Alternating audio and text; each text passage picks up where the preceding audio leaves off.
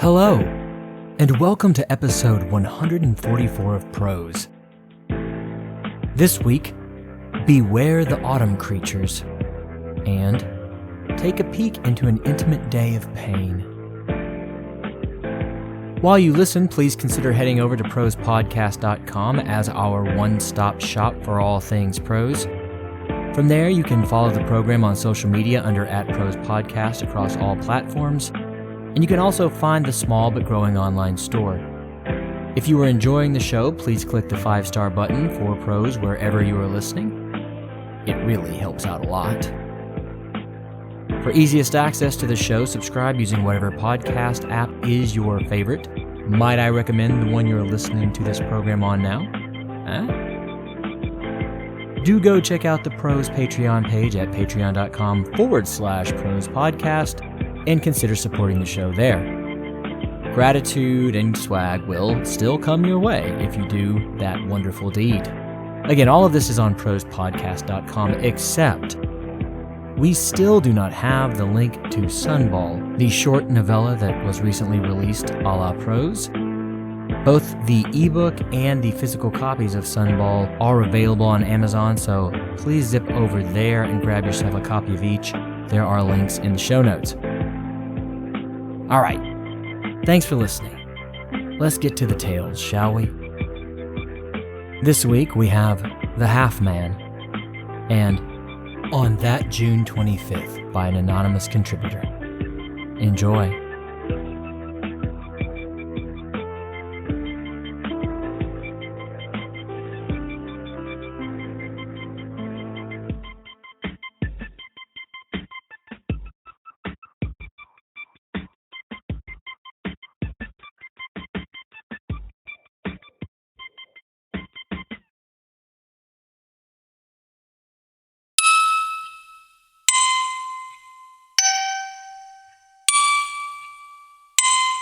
The Half Man, an original short story by Jared I. McGee.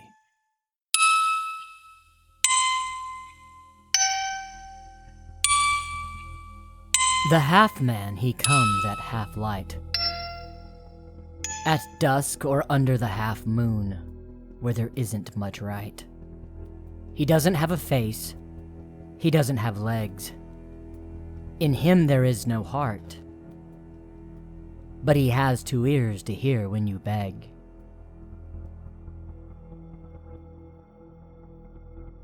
The rhyme from the schoolyard usually accompanies little girls and boys skipping rope.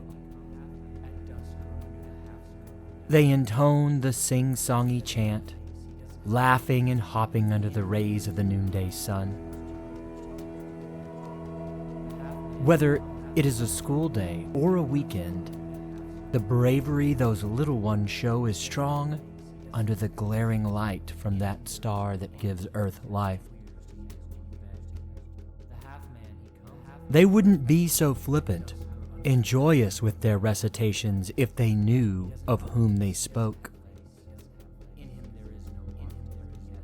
The Half Man. He was long ago banished from the kiss of the sun. That is probably why the legends have it that he has thin, wan skin that shines like alabaster, even on the darker nights. When La Luna looks like a lunula, he walks the earth. Though to say that he walks is a misnomer. He has no legs. Therefore, most who try to warn the world against him conjecture that the half-man must float to get place to place before going back to wherever after having his fun. Conjecture is all there is. The half-man is apparently not prone to half measures. He does not leave survivors, at least none that readily speak up. He does not leave footprints or traces. He is thorough. The half-man is not alone. Those rising hairs on the back of your neck, That feeling like you shouldn't put your back to the darkness. Those moments of uncertainty. Those are the half-man's ilk. Those that do not know death. Those that creep out from the in-between spaces. From in between midnight and 12:01. Between now and then. Between the heady days of summer and the season of dying that is autumn. The half-man is a creation of October. He is a walker of soul's midnight. He is all the half-finished projects, the half-loves, the half-hates, all the lukewarmness bordering on going cold in all the world, which is a lot.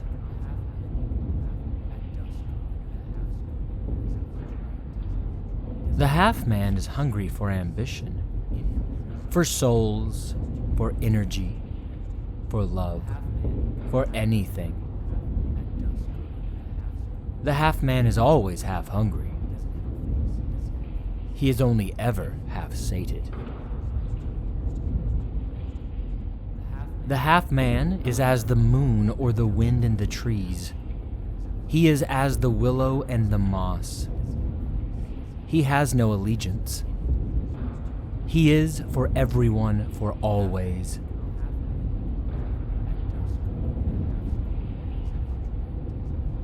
The half-man is a wanderer in space and in time. He has no home and seeks not one. He lives in the space between the lines of your favorite book. He lives in the space between the trees' trunks. He lives in the great nowhere and, as you now know, the in-betweens. The half-man, he comes at half-light, at dusk or under the half-moon, when there isn't much right. He doesn't have a face, he doesn't have legs. In him there is no heart. But he has 2 ears to hear you when you beg. When the summer wanes and inches toward its death, when the moon rises and is missing its heart, when the stars hide from fear and the snow refuses to fall, be mindful of the half-man. Keep your children inside, and do not let your despair show naked in the night, lest you alert the half-man to your true nature, to your plight. The half-man, he comes at half-light, at dusk or under the half-moon when there isn't much right. He doesn't have a face, he doesn't have legs. In him there is no heart, but he has 2 ears to hear when you beg.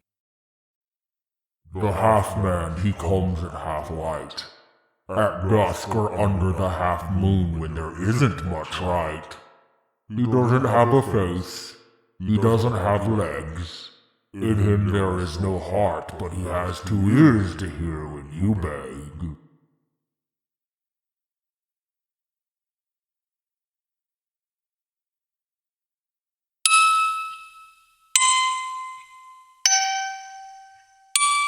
Thank you for listening to The Half-Man, an original short story by me, Jared I. McGee. Please stay tuned for our next short story from an anonymous contributor titled On That June 25th.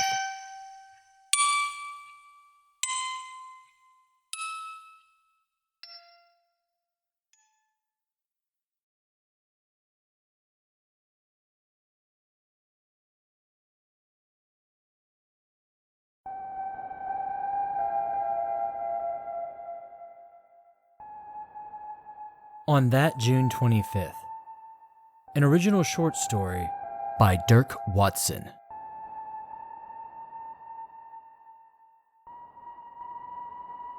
I spent years trying to support and encourage you, telling you your ideas were great, even when I thought they were terrible, because I knew that you would never actually follow up on them.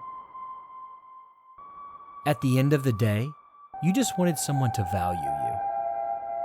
I spent years trying to subtly show you how your obsessiveness was so destructive in all of our lives, but I couldn't get that message to reach you. You believed that the way you are is the only way for anyone to be, and that the rest of us would have to fit into that belief. If ever we tried to be ourselves in a way that you couldn't understand, you would walk away. This was how you punished your family for not conforming to your picture of life. You removed yourself from it. This is truly the worst thing you could have done to people who genuinely loved you. You walk away so you don't have to listen to our beliefs or our desires or our ideas. And if you stay away long enough, those ideas will quiet and you can go back to your imagined ideal. Worst of all, you walked away so you wouldn't have to listen to our criticisms. No matter your actions and the harm they caused, they were always the right way. You lacked the ability to see yourself as mistaken, as flawed, or that your beliefs or assumptions could have flaw. No, you had to be right. And no matter how absurd or untrue your justifications were, you needed them, because the possibility that you were wrong was unbearable to you. This is why you never apologized to me for anything, or to your children, or your pastor, or your friends, your mother, even on her deathbed. This is pride. This pride has destroyed the lives of people who loved you. Your children love you still, but they are young and still idealize you. When they are older and they can see the truth of you, I wonder if that love will still burn the way it does now. I wonder if they will end up just like you, distancing themselves from you to avoid being around someone that they don't care to try and understand, when it is so much simpler to walk away and be alone. You cast your judgment on everyone around you for every tiny thing that you see wrong, because if you see the wrongness in them, that must prove the rightness in you. But you fail to realize that this is just a distraction. This is just an example of how you will go to any length to avoid showing the truth of your brokenness and flaws to another person. You believe that the truest you is the you who is perceived by others, not the one inside that acts and thinks differently. Despite what you believe, you do not have two selves. You have one. The thing on the outside that you want people to see is a costume you see. A play that you live out that puts a convenient fourth wall between you and the people around you. You couldn't possibly risk speaking the truth of yourself to those people because they would see your faults and judge you. Or worse, point them out to you, believing that you might want to become a better person. You don't want to be a good person. That's too much work. No, you would rather just look like a good person. Look like a good person. And as long as you never let anyone close enough to see the truth of the person inside you, you will never run the risk of being seen for the person you really are. You can go on happily being that person in secret, while the world believes you are the person you wish you actually were. Wow, aren't we all complicated, and yet so simple? You know, you aren't fooling all the people. You certainly aren't fooling me. You're clearly a coward and a liar. I know these words won't even reach you. Your pride won't allow it, but you know. And I clearly see past the costume to the person underneath. Worse yet, I loved you. The person beneath, that is, not the costume. I loved the real you, flaws and all. I loved the real you even when you lied. I loved the real you when the world wouldn't have. I loved the real you, and you destroyed me for it. Who does that?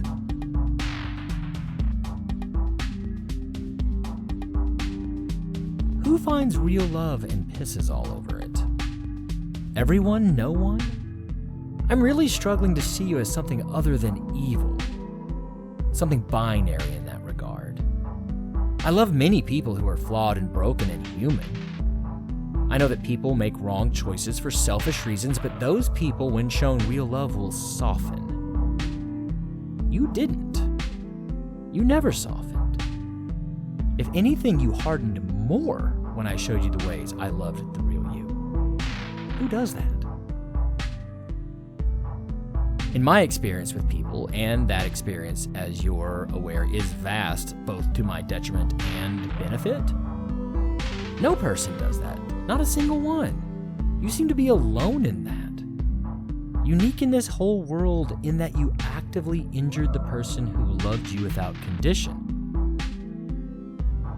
I guess I shouldn't be surprised that you completely turned your back on God. It's not different. He saw the truth of you, forgave you, and loved you, and you sped on his sacrifice. Whatever manifestation of God you once believed in seems to be long in your rear view. The greatest injustice of all that is that I still love you. It isn't right that the person that God brought into my life, that I chose to love with every fiber of my being, was you. Why wasn't I brought someone who could love another person? Why would the universe bring me someone who is so fixated on themselves? I worked so hard to love you, and all that work for a person incapable of loving me back. This is a great injustice, is it not? You go on spinning your fabric of fiction, telling your lies about how hard things were for you and why that forced you into the arms of other people.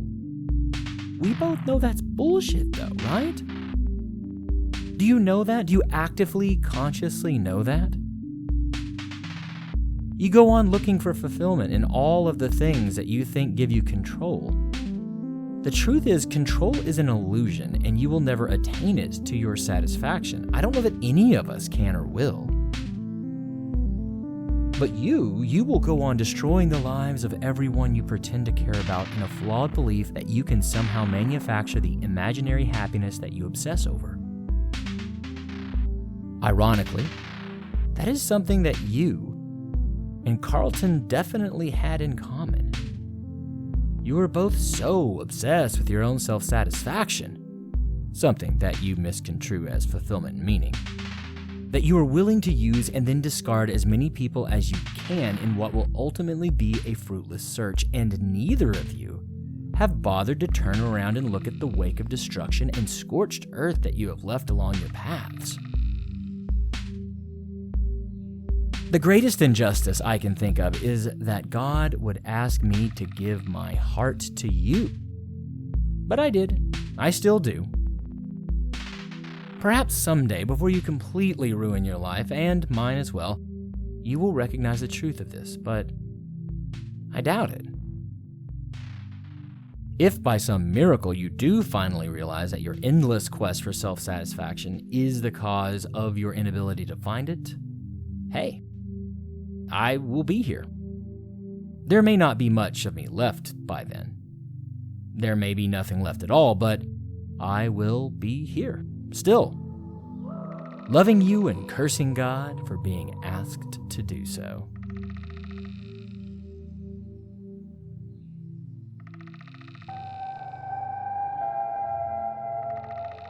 Thank you for listening to On That June 25th by Dirk Watson.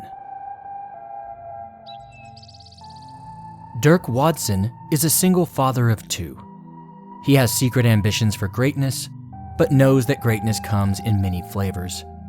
He works hard as a teacher and a father.